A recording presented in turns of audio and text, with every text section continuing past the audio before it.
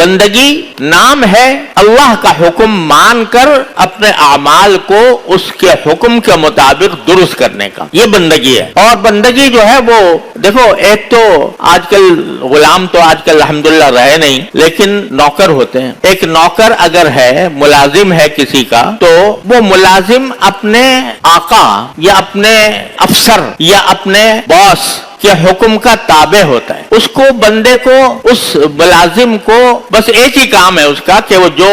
میرا باس یا میرا سردار یا میرا افسر جو مجھے حکم دے رہا ہے میں وہ بجا لاؤں۔ اس کو چونو چرا کرنے کی بھی اجازت نہیں ہوتی۔ اگر فرض کرو ایک شخص نے دوسرا ملازم رکھا ہے اور ملازم اس کام کے لیے رکھا ہے کہ بھئی میرے گھر کا سودا سلف تم لایا کرو، اب وہ کسی وقت اگر حکم دیتا ہے نوکر کو کہ جاؤ 10 کلو گوشت لے کے آ جاؤ، اب نوکر یہ کہتا ہے جواب میں کہ جی 10 کلو کی کیا ضرورت ہے آپ کو، آپ تو میاں بیوی اکٹھے، میاں بیوی اکیلے رہتے ہیں، تو 10 کلو منگانے کی کیا ضرورت ہے، پہلے اس کی وجہ مجھے بتاؤ تو پھر میں لاؤں گا، اور اگر نہیں وجہ بتاتے تو میں نہیں لاؤں گا۔ تو بتاؤ ایسا نوکر جو یہ سوال کرے اپنے باس سے کہ یہ آپ مجھے حکم کیوں دے رہے ہیں، تو ایسا نوکر کیا ہو، اس کا کیا انجام ہونا چاہیے؟ اس کا انجام اس کے سوا کچھ نہیں ہے کہ تیرا یہ کام نہیں ہے کہ مجھ سے پوچھے میں کیوں حکم دے رہا ہوں، بس تیرا کام تو یہ ہے کہ جو میں نے حکم دیا اس پر عمل کرے، وہاں کیوں کا سوال پیدا نہیں ہوتا۔ تو جب ایک معمولی نوکر، وہ بھی انسان ہے،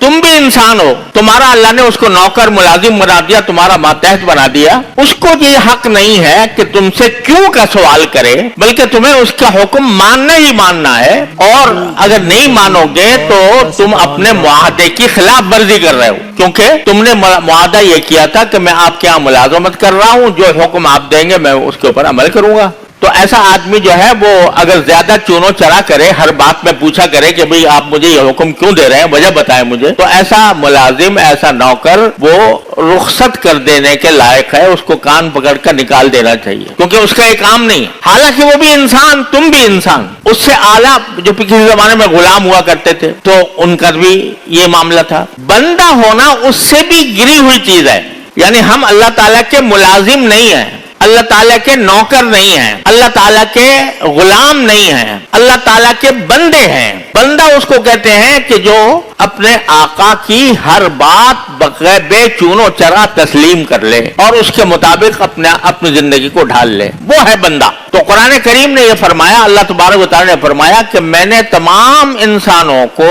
اس دنیا میں پیدا کرنے کا میرا واحد مقصد یہ ہے کہ وہ میری بندگی کریں، یعنی میرے حکم کی اطاعت کریں، میرے بتائے ہوئے طریقوں کے مطابق زندگی گزاریں۔ اب اگر کوئی بندہ یہ کہتا ہے جی جب اللہ تعالیٰ نے مثال کے طور پر شراب حرام کی، پہلے مجھے بتاؤ کیوں حرام کی، وجہ کیا ہے حرام کرنے کی؟ اللہ تعالیٰ نے سود حرام کیا تو کیوں حرام کیا، پہلے مجھے وجہ بتاؤ پھر میں عمل کروں گا۔ تو یہ بندہ نہیں ہے، یہ سرکش ہے۔ جیسے وہ ملازم سرکش تھا، ایسے ہی یہ بندہ بھی سرکش ہے جو یہ کہے کہ مجھے یہ حکم کیوں دیا گیا۔ اللہ تعالیٰ نے کہا کہ 5 وقت نماز پڑھو، کوئی شخص کہہ کے جی پہلے بتاؤ کیوں پڑھوں، اور یہ کیا وجہ ہے کہ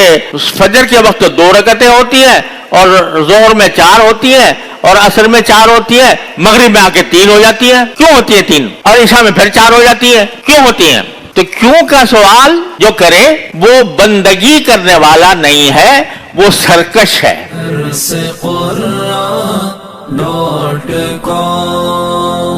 www.darsequran.com